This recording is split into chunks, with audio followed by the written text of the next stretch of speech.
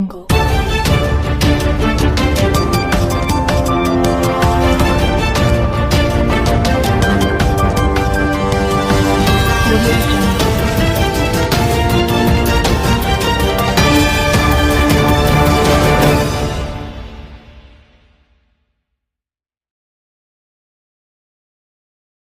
प्रारंभ किया। राजा परीक्षित कौन, उनके जन्म की कथा, कैसे उनका जन्म हुआ, कैसे उन्हें श्राप लगा। आइए आज की पावन कथा में प्रवेश करते हैं।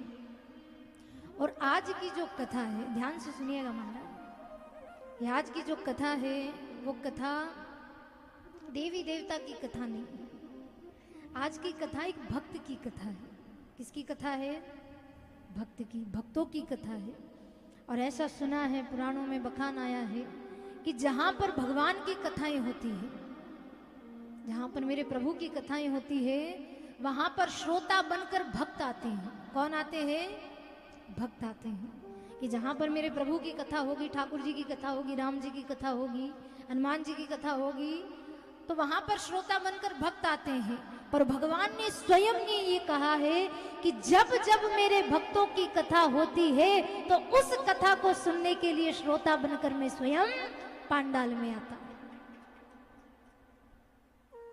जब जब मेरे भक्तों। नमस्कार दोस्तों, आप देख रहे हैं महाकाल एक्सप्रेस और आज हम नीमच के बगाना में भागवत जी का एक आयोजन चल रहा है, जो कि नीमच कृष्णा नगर के अंदर भागवत जी की कथा दीदी द्वारा की जा रही है।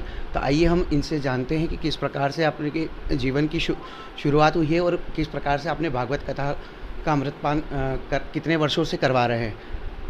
नमस्ते, जय श्री कृष्ण।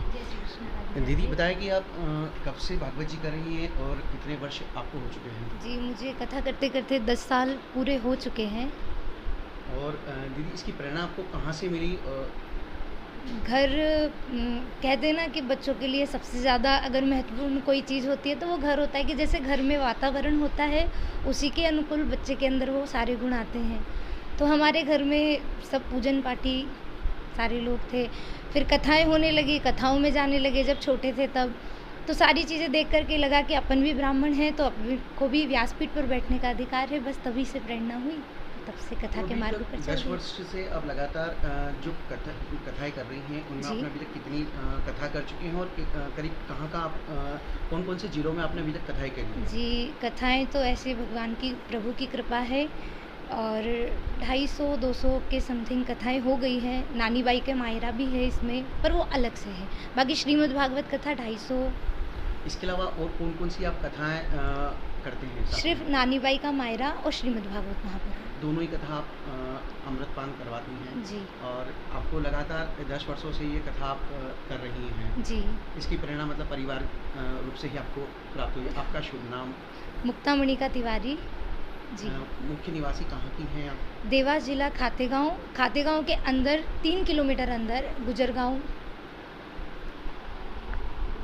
आप अभी देख रहे थे कि हमारे साथ में देवास ज़िले के खातेगांव से दीदी माँ जुड़ी हुई थी, जो कि इन्होंने बताया कि इस प्रकार से परिवार का ज्ञान इनके बचपन से ही जो दिखा, परिवार का ही जो सब कुछ ज्ञान प्राप्त हुआ है, उसी के आधार पर श्रीमद् भागवत कथा और नानी बाई का मायरा का अमृतपान करवाते हैं। और यह लगातार 10 वर्षों से कथा करते हुए आ रहे हैं। जय श्री कृष्ण, जय श्री महाकाल।